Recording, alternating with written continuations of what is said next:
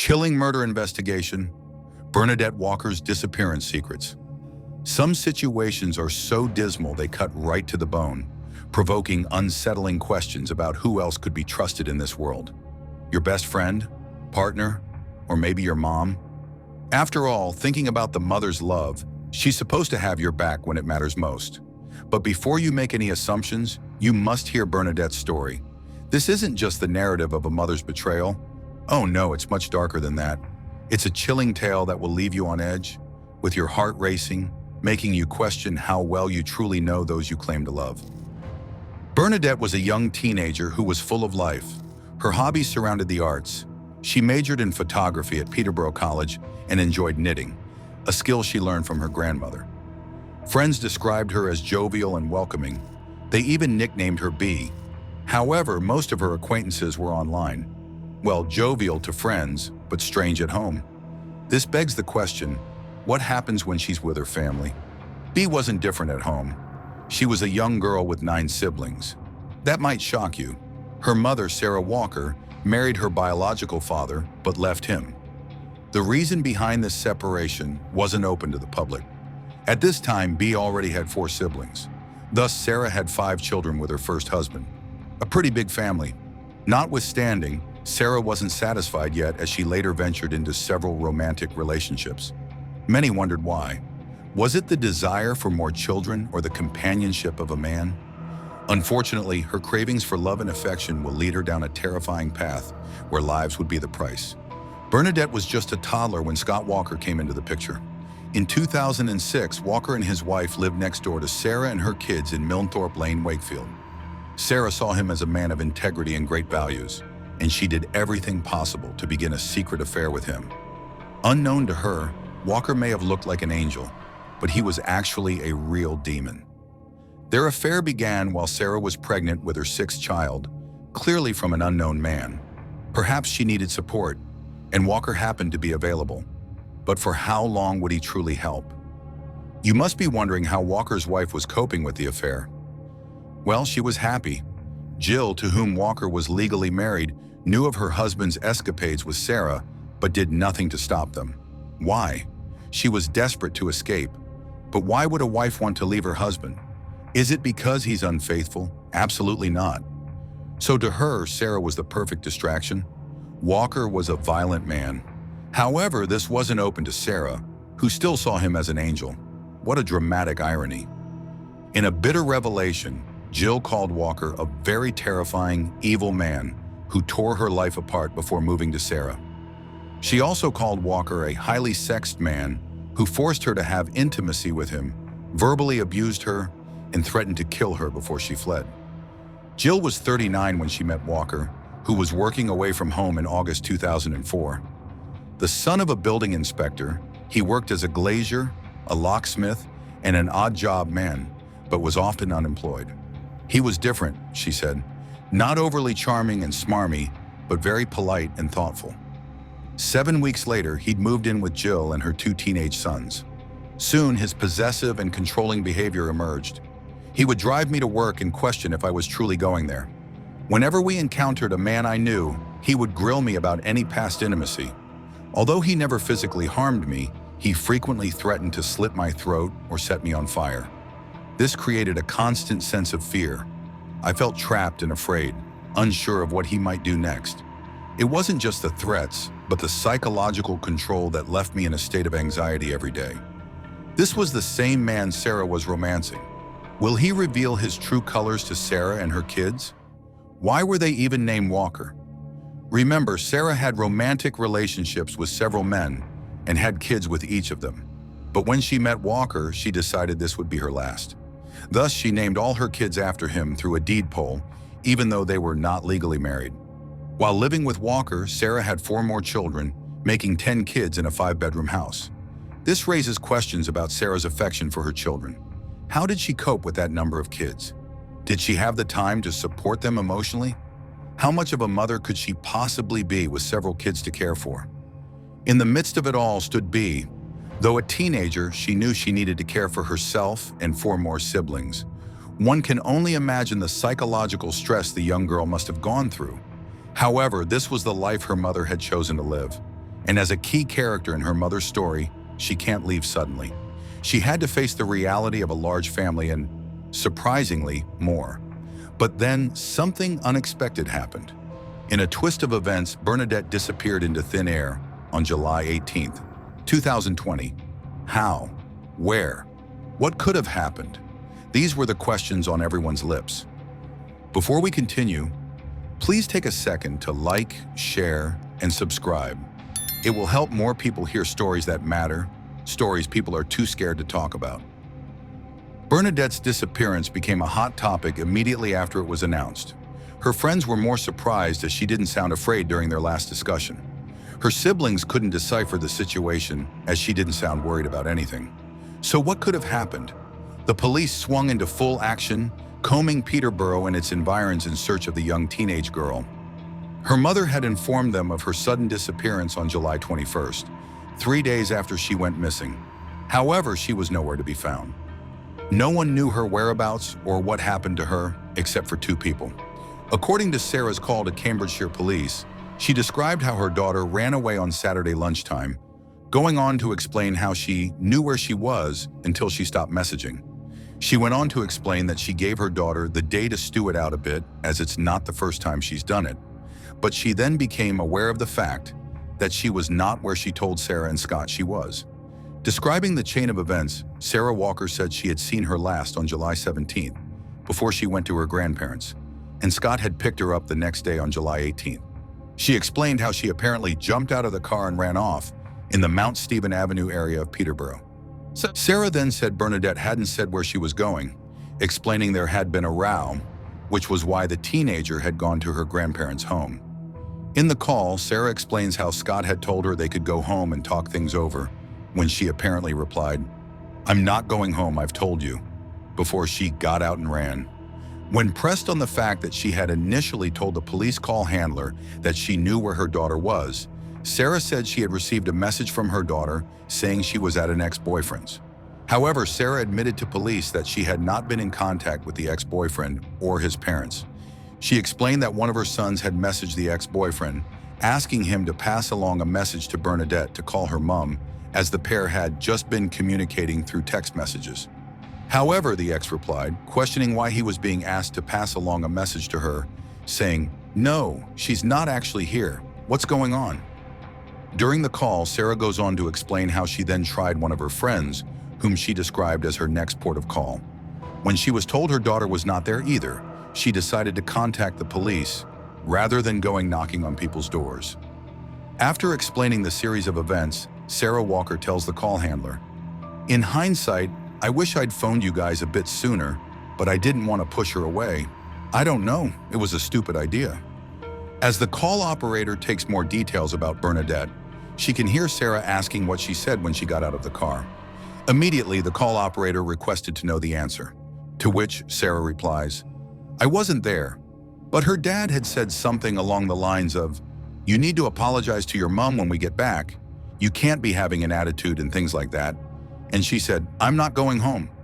He'd stopped to roll a cigarette, and she just jumped and ran, so he got out of the car, locked it, and ran after her. Sarah described how Scott had been too slow, as he had to move the car entirely off the road before chasing her. When asked if this incident was out of character for Bernadette, Sarah replied, "No, it's not, because she has run off before, and we've just told the other kids that she's staying out with friends." The call operator then asked if her mood had changed recently. To this, Sarah replies, "In the last couple of weeks, yeah, she's a little bit down, but then again, we attribute that to the fact she's not at college and she's been stuck in the house due to COVID." When asked if she had checked the hospital since she claimed the girl was sick, Sarah goes on to describe her daughter as stubborn. She explained how she didn't check hospitals for her missing daughter, as she was still hearing from her via text. The situation was very knotty for the police, who couldn't find a reasonable lead for anyone from Sarah's story. However, to get to the root of the matter, they picked their link right from where it all began: Bernadette's grandparents' house. From Sarah's call, she said a little misunderstanding led the girl to her grandparents' home. However, was it little? Could it be something more sinister and very crucial in her disappearance? Why was she also running, according to Sarah's story? The police teams conducted exhaustive searches in Gunthorpe, Newborough, and other parts of Peterborough in Cambridgeshire. Then, something terribly shocking emerged. The Cambridgeshire Constabulary discovered that Scott had gone to a lock-up garage owned by his parents in Walton instead of picking her up that morning. He visited this location several times after Bernadette was reported missing. The police also found that Scott's first call after 12:24 p.m. was to Sarah, which lasted more than 9 minutes. What were they discussing? Sarah also claimed that her daughter continued sending her messages after she disappeared. However, the messages sent after July 18th turned out to be sent by Sarah. Further investigation revealed that Sarah and Walker had conspired to send fake messages to her friends. Why did they do this? It might not be what you think. While investigating, the police found something: her school bag, which was found in the Walton lockup garage with a diary inside. She had written about the events in her life each day. You might think it doesn't contain more than her escapades with past boyfriends or a bad day at school, but you are wrong. Her diary contained what no one expected. It blew the lid off her disappearance and confirmed what the police suspected. On July 16th, the teenage girl wrote, "Told my mom about my dad and the abuse. She called me a liar and threatened to kill me if I told the police. What kind of parent wouldn't believe their daughter? I'm going to pretend it is all okay until I leave home. Then I will block them out of my life. If I were brave enough, I probably would have already left or killed myself." Could it be that this was what she did? And wait, what parent threatens her child with death? Before Bernadette's sudden disappearance, life at the family's 5-bedroom council house in Peterborough had become highly chaotic. Sarah had given birth to her 10th child just a few weeks earlier. However, she was also planning to leave Walker, the father of 4 of her children, for a new lover. Walker was infuriated by her infidelity and the prospect of his family being broken apart. In the midst of what was already a toxic, emotionally charged situation between her mother and stepfather, the teenage girl dropped the bombshell that Dad had been secretly filming her in the bathroom as well as sexually abusing her over a number of years. Despite telling her mother of the abuse, she was betrayed in her hour of need by the very person who should have protected her. Her devastation at her mother's refusal to believe her was made clear by the note found in her school bag. Also, one of her friends, Warren Naylor, revealed that she told him that her stepfather had sexually abused her for over 7 years. Then he suddenly received messages on July 19, 2020, from her Instagram account saying she had lied. However, Warren suspected that Sarah had sent that message. Bernadette wasn't the only one who suffered abuse in Walker's hands. Her brother Anthony said his stepfather had a history of attacking family members. "He punched me in the stomach when I was like 18 or 19, but he used to only go for the younger ones because they couldn't open up about it properly," he said. "He used to hit them and do all sorts. It was crazy. He tried to abuse us emotionally, and I hate to say this because it makes me seem weak, but it did work on me a lot of the time. We were working as hard as we could to get him out of the house, but he was very persistent and wouldn't leave." Scott, however, testified that Bernadette's allegations may have been a plan to get him out of the house. With this evidence, what happened next to Sarah and Scott Walker? On September 14, 2020, Scott and Sarah were arrested for murder and perverting the course of justice. Although her body has not been found, the police suspect that the teenage girl is dead, having been strangled by Scott. They referred to Scott's 9-minute call with Sarah and concluded that the only reason he called her was to tell her that he had killed her daughter and needed help. To cover up Bernadette's death, he made up the story about her getting out of the car and running away. Investigators discovered that Scott's phone, a crucial piece of evidence, was inexplicably turned off during a significant time frame, from 11:20 to 12:54 p.m. This period coincided with Scott's assertion that B exited the vehicle and fled along Skater's Way. Prosecutors built their case around the premise that it was within this 91-minute frame that Scott took the drastic step to murder Bernadette. They posited that his motive stemmed from a desire to silence her. He feared the repercussions of her allegations of sexual abuse would come to light. As the legal case unfolded, the narrative painted a grim picture of betrayal and desperation. Witnesses recounted how Bernadette had started to confide in others about her experiences, raising alarms about Scott's behavior. This information, viewed in the context of the timeline, allowed prosecutors to establish a chilling motive for Scott's alleged actions. Yet amid this unraveling of events, one haunting question lingered. Where is Bernadette's body? Despite diligent searches and exhaustive investigations, her remains had not been found. The absence of a body added a layer of complexity to the case, challenging the prosecution to convince a jury based solely on circumstantial evidence. The key to unraveling this mystery presumably lies with Scott Walker, who remained tight-lipped about the details surrounding that day. Additionally, her mother, who might hold overlooked pieces of information about their relationship and her daughter's struggles, could also be pivotal in shedding light on the situation. The search for truth continues, driven by the urgency to bring justice for the girl who can no longer speak for herself. Bernadette's sad story also reflects the irony of Sarah's role as a mother. What could have made her choose a man over her biological daughter? Whether she was privy to B's death before the act remains one question that will never have an answer. The only truth was that she knew about her death and still supported Scott. Was she manipulated or madly in love? Could she possibly know where her daughter's body lay? At trial, Scott refused to divulge where he disposed of Bernadette's body. Justice McGowan said that his refusal means she can't be shown the respect she deserves. She added, "Cruelest of all, it's likely to mean some members of her family and friends will go on hoping she might be alive and might someday come back into their lives." Eventually, in November 2020, the Prisoner's Disclosure of Information About Victims Act, known as Helen's Law, was passed. This law was intended to ensure that murderers and pedophiles who declined to disclose information on their victims could face longer jail sentences. This law became a factor in Scott's sentence. In 2021, the Cambridge Crown Court found Scott guilty of murder and sentenced him to life imprisonment. Sarah was sentenced to 6 years for perverting the course of justice in Bernadette's murder case. Police continued the search for the girl's body for several weeks, using dogs, diving equipment, and drones in different areas. However, nothing was found. Detective Justine Jenkins said, "We may never know the truth about what Scott did and why, but we do know B had made allegations of abuse against him." This looks like the end of the story until something devastating happened. What could be more terrible than death and her body missing? Jill Walker, Scott's wife, eventually said something emotional about Bernadette's tragic death. "Maybe I could have saved her. I have immense guilt about being able to save her if I'd warned Sarah more. I told Sarah not to move.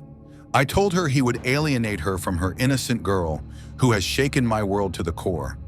How can you process the fact that somebody you are legally married to has killed a child? He's a narcissist, so I know the threat of his stepdaughter revealing abuse would threaten the image he gave to the outside world." Scott has always portrayed a perfect man who had everything on social media. According to those who knew him, he displays what he does not have and acts rich. Anthony Walker also said their father didn't deserve to get out of prison. He added, "I won't stop until I know the answer. I will still keep searching because she's out there and doesn't deserve to be lying in a ditch somewhere."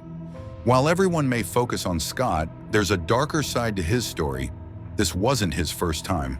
Scott was convicted in 2002 for harassment and received a caution in 2008 for breach of a non-molestation order relating to a previous partner.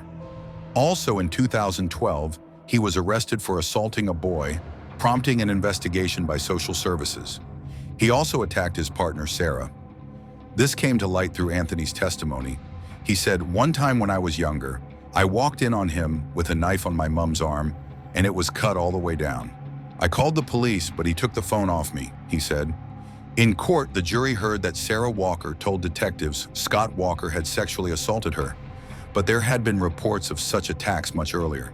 It never really went any further because every time the police came around, Scott would be in the room or around the corner, and she couldn't really say anything in case they took him away and brought him back because there wasn't enough proof, Anthony said.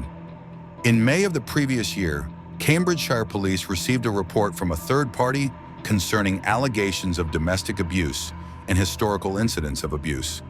However, in this case, the alleged victim chose not to come forward with any specific details or disclosures about these offenses.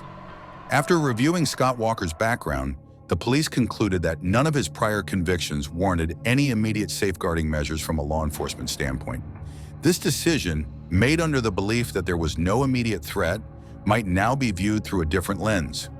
Reflecting on the tragic outcome, one can't help but wonder about the implications of that judgment. Bernadette's life might have been saved if the police had opted for a more proactive approach, prioritizing safety over their interpretation of the evidence they had at the time. The complexities involved in such cases highlight the challenges faced by law enforcement when it comes to protecting potential victims, particularly when the evidence is not concrete. It raises significant questions about how these decisions are made and the potential consequences of underestimating the risks. Now here's the sadder news.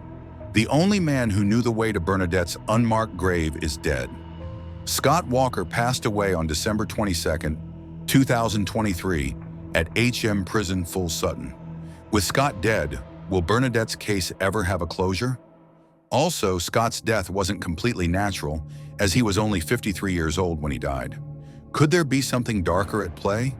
Perhaps Scott wasn't alone in this, and his accomplice would rather silence him eternally than have him reveal their secrets? This is definitely not the end of the story. If this case shook you to your core, don't forget to hit the like button. Imagine how deep the truth goes. What do you think happened that night? Drop your thoughts in the comments. And if you want more deep dives into cases that will leave you speechless, please subscribe, because the next story might be even darker.